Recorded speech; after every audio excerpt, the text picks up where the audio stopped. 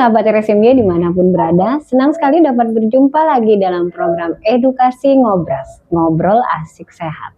Suatu program yang dapat memberikan sahabat banyak informasi dan juga tips-tips kesehatan langsung dari ahlinya. Dalam rangka memperingati Hari Hipertensi Sedunia, kali ini kita akan membahas salah satu penyakit yang sering disebut sebagai silent killer, yaitu hipertensi atau tekanan darah tinggi.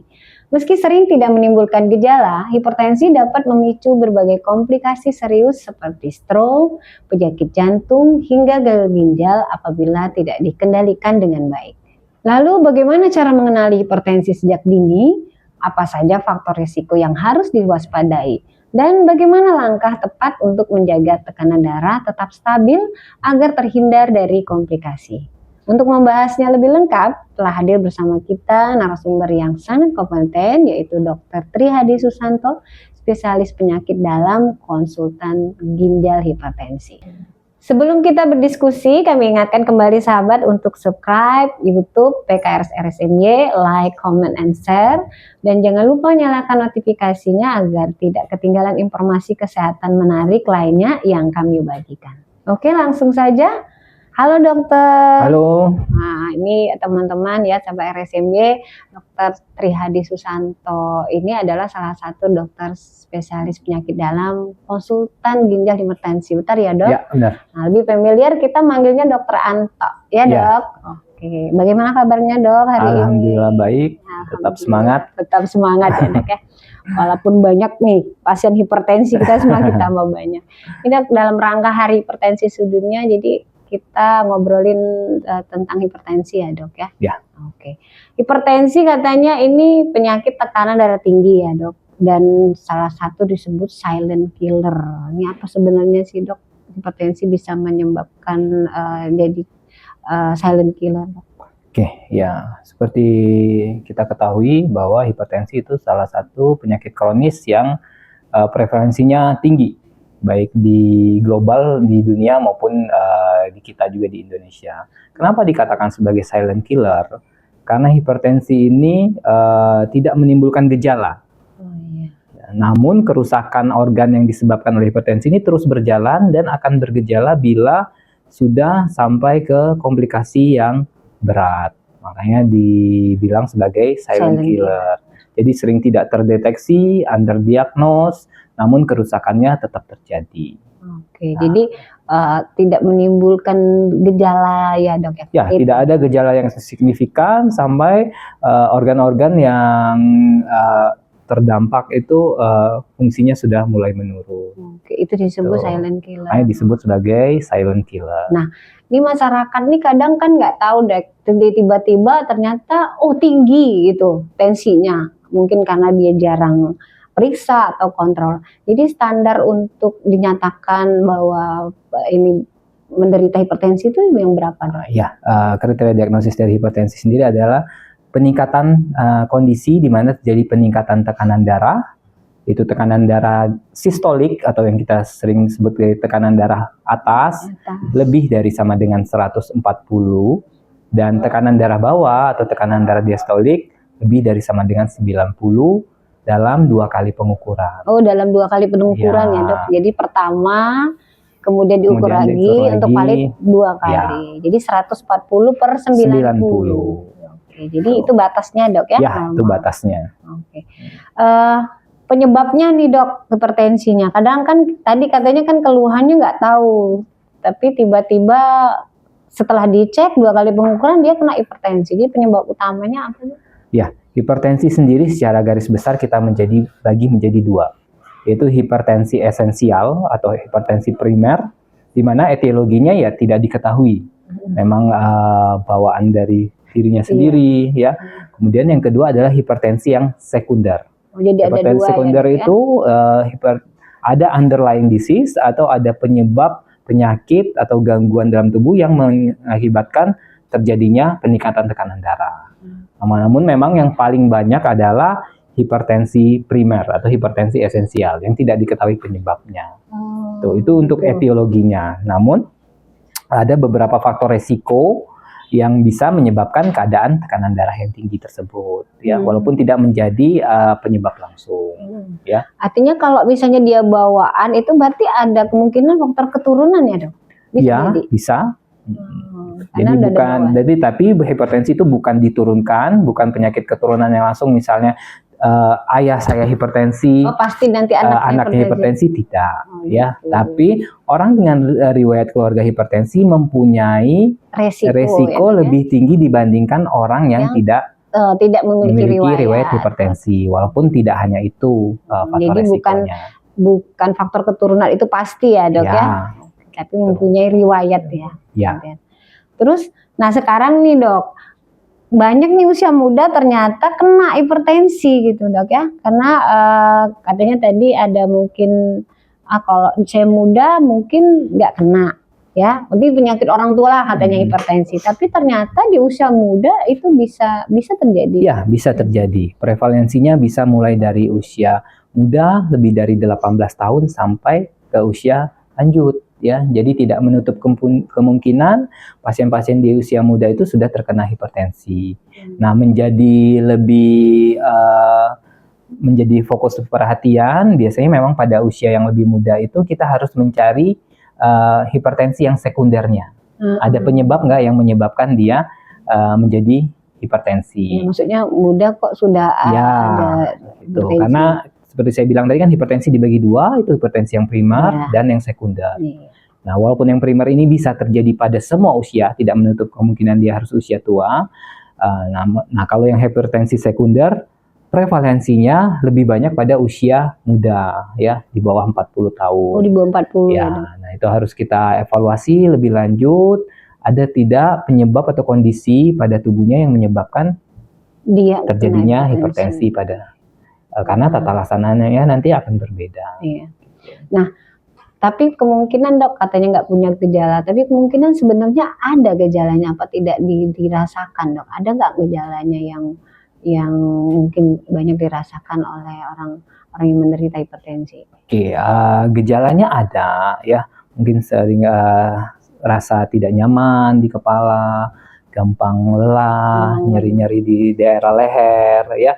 Namun gejala itu kan gejala yang umum, bisa disebabkan oleh banyak penyebab. Oh iya, jadi dia tidak mikir bahwa itu nanti ternyata hipertensi. Gitu. Sampai dia benar-benar merusak suatu organ, misalnya ke jantung, menyebabkan serangan jantung, ya, atau ke ginjal, menyebabkan gangguan ginjal. Ya, nah tapi itu sudah terlambat. Karena memang gejala awalnya ya hanya gejala awal yang ringan, ya. Bahkan terkadang ya karena ringan, tubuh kita sama sekali nggak merasakan itu sebagai suatu gejala. Atau bisa jadi kalau misalnya dia ada sakit ya makan obat ini aja mungkin ya dok ya, atau ada nyeri gitu, hilang. Ya seperti saya bilang tadi, sering diabaikan, nah, karena gejalanya ya ringan sekali untuk kondisi ini. Iya benar. Nah untuk faktor resiko ya dok ya, mungkin tadi kan ada dari riwayat, kemudian bawaan. Adakah faktor risiko lain dok? Misalnya kayak ini di masyarakat ini suka makan garam nanti kena hipertensi gitu, atau ada lagi yang marah-marah nanti hipertensi, itu ada hubungannya dari konsumsi garam atau stres atau gimana? Ya, kalau untuk faktor resiko itu salah satunya iya, konsumsi garam yang tinggi, kemudian konsumsi lemak yang tinggi, kemudian konsumsi protein tinggi yang berlebihan, itu semuanya dapat menyebabkan sebagai faktor resiko. Selain itu juga rokok, baik perokok aktif maupun rokok pasif, itu salah satu faktor resiko untuk terjadinya hipertensi. Kemudian kelebihan berat badan, obesitas, kemudian aktivitas yang kurang, mager, sedentary life, malas-malasan. Nah, itu semuanya mempunyai kontribusi untuk terjadinya peningkatan tekanan darah pada seseorang. Jadi intinya itu pola hidup. Ya, benar, pola hidup sehat ya dok ya. Pola hidup yang tidak sehat, bermalas-malasan, kurang istirahat, ya. Nah, itu mempunyai faktor resiko untuk terjadinya peningkatan tekanan darah. Ya, artinya sebenarnya faktor-faktor itu kan sudah bisa kita tidak lakukan gitu kan, karena selain dari ada risiko tadi yang memang ada di bawaan. Ya, benar. bertahun-tahun begitu dok Ya. ya. Nanti lama-lama ketika usia 40-an baru merasa bahwa dia Ya. dicek menderita hipertensi. Makanya kita penting sekali untuk memeriksakan kesehatan secara berkala. Iya, cek Salah rutin. satunya peningkatan tekanan darah. Itu kan pemeriksaan yang sangat mudah diakses, tidak harus di fasilitas kesehatan. Sekarang kan Mandiri pun pengukuran bisa, dengan ya. mandiri pun bisa, dan itu penting. Ya.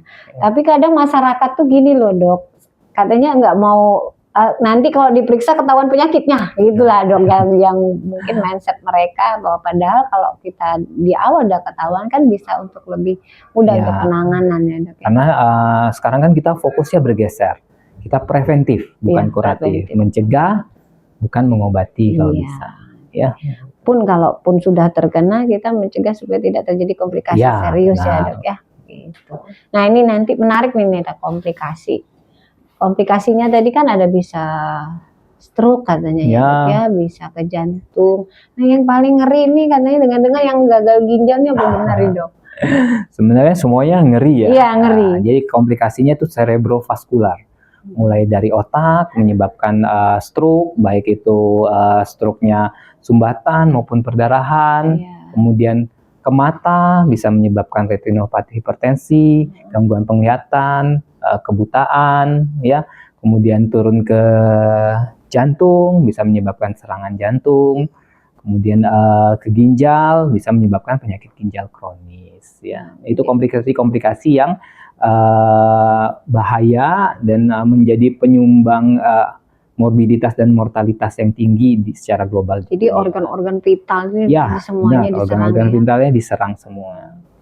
Nah, tadi saya menarik dengan cek kesehatan mandiri dok ya. Sebenarnya berapa seringnya tuh berapa kali dok kita mau cek untuk tekanan darahnya itu? Oke. Tekanan darah itu untuk apabila pada populasi yang normal, maksudnya tekanan darahnya normal, bisa dilakukan setahun 2 kali, 6 tahun 6 bulan sekali, 6 bulan sekali. dievaluasi. Nah, kalau memang sudah masuk prehipertensi itu lebih sering lagi, ya, bisa 1 tahun 4 kali, ya, atau 3 sampai 4 kali. Namun kalau sudah menderita hipertensi, terdiagnosis hipertensi, ya minimal 1 bulan sekali. Oh, jadi untuk preventif kalau kita masih sehat itu ya minimal setahun 2 kali, 6 bulan sekali diperiksakan. Tapi kalau udah menderita itu 1 bulan sekali ya? Ya, minimalnya 1 bulan sekali kita evaluasi, karena kalau sudah menderita hipertensi kita kan sudah masuk ke pengobatan, ya. Pengobatan itu tidak hanya obat, ya, baik dari diet makanan, aktivitas, kemudian dibantu dengan medikamentosa atau obat-obatan. Itu kesemuanya harus dikontrol, harus dievaluasi, ya, keberhasilan terapinya seperti apa yang harus diperbaiki, apa yang harus dikurang, kemudian sudah terjadi komplikasi atau tidak. Nah, itulah minimal 1 bulan sekali kontrol ke fasilitas kesehatan terdekat. Oke deh,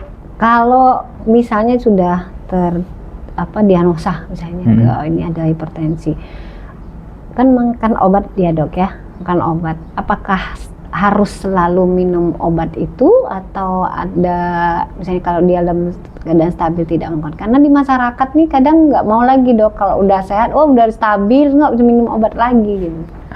Ya, hipertensi itu kan salah satu penyakit kronis. Jadi kalau penyakit kronis itu dia tidak bisa sembuh, tapi bisanya terkontrol sehingga tidak menimbulkan komplikasi. Jadi pengontrolan itu baik terapinya itu ya dilakukan seumur hidupnya, ya. Tapi yang perlu ditekankan untuk mengontrol tekanan darah itu tidak hanya dengan obat, ya. Tadi saya bilang di diet yang baik, kemudian aktivitas yang cukup, istirahat yang cukup, kemudian baru dibantu dengan obat-obatan. Nah, obat-obatan ini apakah akan dikonsumsi seumur hidup? Bisa dikonsumsi seumur hidup, namun disesuaikan dengan kondisi perevaluasinya. Gitu. Itulah kita perlunya untuk evaluasi, kontrol rutin, ya.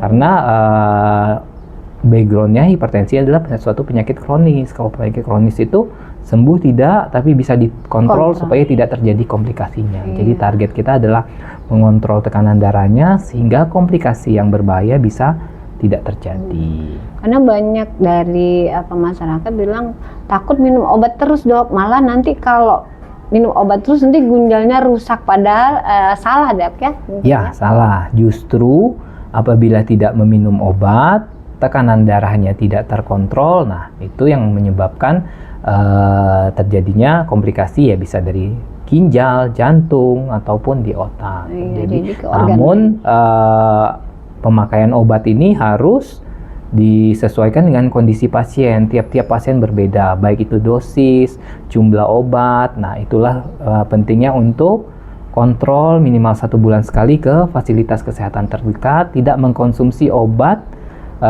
tidak tepat dosis, tidak tepat indikasi. Ya, jadi kan terkadang kan kita karena bisa, apalagi sekarang kan obat bisa dibeli dengan gampang tanpa ada instruksi dari dokter atau tenaga kesehatan. Terkadang pasien-pasien dia tidak ada gejala, jadi saya teruskan aja. Nah, jadi kan dosisnya itu harus kita evaluasi. Apakah tetap akan menggunakan dosis yang sama? Apakah harus ditingkatkan sesuai dengan kondisi pasien? Ya, kadang bukan berarti harus udah sehat nih berhenti tanpa ada apa dari dokter ya Dok ya, berhenti sendiri maksudnya. Gitu. Oke. Nah ini menarik Dok. Ada yang masih pakai herbal gitu Dok. Kira-kira bagaimana ini Dok, herbal minum-minum gitu kan sebenarnya boleh atau tidak untuk pasien hipertensi? Ya, sebenarnya kita tidak, kalau kita berbicara boleh atau tidak, kita berdasarkan bukti klinis ya, evidence based dari penelitian, baik obat-obat kan semuanya ya, kalau dibilang penelitian ilmiah yang sudah di-approve ya, sejauh ini sih obat-obatan herbal itu belum ada yang di-approve secara global oleh Balai Pengobatan Dunia untuk digunakan sebagai obat hipertensi gitu. Mungkin untuk menjaga kesehatan tubuh aja mungkin ya Dok ya, mungkin gitu. untuk imun. Terutama obat-obat herbal yang sudah dalam bentuk kemasan. Iya, kan banyak sekali beredar nih Dok. Terkadang kan orang salah herbal itu apa? Tanaman yang dimasak sendiri dibilang herbal, ya mungkin memang ada efeknya, tapi kan kita membutuhkan bukti secara klinis itu tidak menimbulkan efek samping. Nah itu sejauh ini sih belum. Harus hati-hati juga ya Dok, harus hati-hati sekali, terutama obat yang sudah dalam bentuk kemasan. Kita harus tahu isi kemasannya itu apa, kandungannya apa, gitu. Nah, ini untuk tadi sudah ya Dok ya, untuk pengobatan. Kemudian ini pencegahan Dok. Katanya apa sih langkah sederhana untuk mencegah hipertensi tadi Dok? Ya. Mungkin dari tadi sudah disebutkan pola hidupnya sehat apa gimana? Gitu Dok. Kalau dari ini kan ada slogannya ya, slogannya ini belum ganti-ganti. Lupa Dok. Itu cerdik. Oh, cerdik iya. Ya, cerdik yang C-nya adalah cek kesehatan berkala, karena dia tidak bergejala sehingga bisa terdiagnosis kalau dilakukan pengukuran. Jadi jangan menunggu gejala dulu baru dilakukan pengukuran ya. Jadi cek kesehatan berkala ya, tadi bila masih normal bisa 2 kali dalam 1 tahun ya, tidak hanya tekanan darah yang diperiksa tapi yang lainnya juga. Kemudian E-nya ini langsung kedua loh, nyahkan asap rokok. Itu berarti ratingnya langsung yang kedua ya kan, nyahkan asap rokok. Nyahkan asap rokok, mau itu perokok aktif maupun perokok pasif, sama-sama mempunyai resiko yang sama besarnya. Jadi misalnya kalau ada keluarganya di rumah merokok, bilang lebih baik saya juga merokok karena resikonya sama ternyata. Sama Dok ya. Gitu. Kemudian pasif dan aktif ya pasif Dok ya. Dan aktif. Kemudian R-nya tuh rajin berolahraga ya, atau beraktivitas, baik itu dari aktivitas yang ringan, sedang maupun berat sesuai dengan kemampuan ya. Bila aktivitas yang biasa yang gampang dilakukan seperti jalan pagi, jalan santai, lari pagi bisa dilakukan seminggu 2-3 kali dengan frekuensi 20-30 menit. Jadi teratur dan terukur ya Dok ya. Teratur dan terukur ya. Namun dibedakan antara kerja dan olahraga. Iya, ini yang katanya kan sudah aktivitas fisik nih, kerja sehari-hari, ternyata itu tidak termasuk ya Dok. Ya, dibedakan kerja dan olahraga. Kemudian D-nya diet yang seimbang ya, mengurangi diet yang rendah natrium atau kadar garam ya. Kalau takarannya kita tuh, kalau takaran dapur garamnya itu ya 5 gram per hari, 5 atau gram kalau per hari. dapurnya itu 1 sendok teh, 1 sendok teh, tidak lebih dari itu. Kemudian tidak mengkonsumsi gula yang berlebihan. Kalau dapurnya itu kan, kalau gula itu 4 sendok makan 4 per sendok hari, makan per 4 hari. sendok makan. Tapi perlu diingat, gula itu ada di mana-mana, Iya, tidak benar hanya loh. gula Nggak hanya gula yang diberikan, gula pasir gula ya, Dok, ya? pasir ya. Kemudian dia dalam bentuk berbagai macam gula ya. Pemanis makanan, pemanis buatan itu juga termasuk, harus kita perhitungkan. Kemudian tidak mengkonsumsi lemak yang berlebihan ya. Takaran dapurnya ya sama, itu 3 sampai 4 sendok. Kalau untuk lemak, kalau bisa lemak yang tidak jenuh ya, yang lebih sehat. Jadi orang Sumatera nih banyak makan santan nih, Dok. Itu termasuk ya, santan ya, mungkin dikurangin. Ya, dikurangin ya. Kemudian konsumsi air putih yang cukup ya, itu juga penting ya. Konsumsi air putih 1,5 sampai 2 liter per hari ya, itu terkadang diabaikan karena tidak merasa haus, tapi ternyata itu mempunyai efek jangka panjang yang besar ya. Kemudian setelah pengaturan pola makan, kemudian I-nya istirahat yang cukup. Begadang, ya nggak boleh bergadang ya. Istirahat itu minimal 8 jam dalam 24 jam, tidur yang sehat. Kalau memang malamnya kurang ya ditambahkan tidur siang boleh paginya atau siangnya. Kalau pagi susah ya orang kerja, ya siangnya gitu. Kemudian yang nggak kalah penting itu tadi, kelola stres ya, karena itu mempunyai faktor resiko juga untuk terjadinya peningkatan tekanan darah. Itu jadi cukup cerdik ya, Dok. Iya, kita harus cerdik dalam mengontrol tekanan darah. Oke. Nah, apa, Dok, pesan penting untuk masyarakat dalam kita memperingati Hari Hipertensi sedunia ini, Dok? Ya, kan tema tahun ini Hari Hipertensi sedunia ini kita peringatin tanggal 17 Mei ya. Iya, 17 Mei hari Minggu. 17 Mei ya. Setiap tahun di 17 Mei, tema kita pada tahun ini adalah bersama kendalikan hipertensi. Bersama kendalikan hipertensi. Bersama kendalikan hipertensi. Jadi bersama itu tidak hanya dari tenaga kesehatan saja, tapi dari pasien, keluarga ya. Kita harus berupaya untuk mencegah supaya tidak terjadi hipertensi. Salah satunya apa? Yaitu tadi dengan slogan kita tadi, cerdik tadi. Cerdik tadi. Ya. Kita cek kesehatan secara berkala, jangan menunggu ada gejala baru periksa ya, karena mencegah lebih baik dari mengobati. Oke, sahabat RSMY, itu tadi penjelasan tentang hipertensi panjang lebar ya, Dok. Sudah dijelaskan bagaimana faktor resiko, gejala, kemudian pencegahannya. Jadi cek tekanan darah secara rutin, kemudian jalani pola hidup sehat dan kendalikan hipertensi sejak dini itu untuk hidup yang lebih berkualitas. Jangan lupa untuk mengikuti terus Ngobrol Asik Sehat kami di episode berikutnya, tentunya dengan narasumber lain dan info-info yang lebih menarik. Tetap semangat, jaga kesehatan, sampai jumpa. Salam sehat.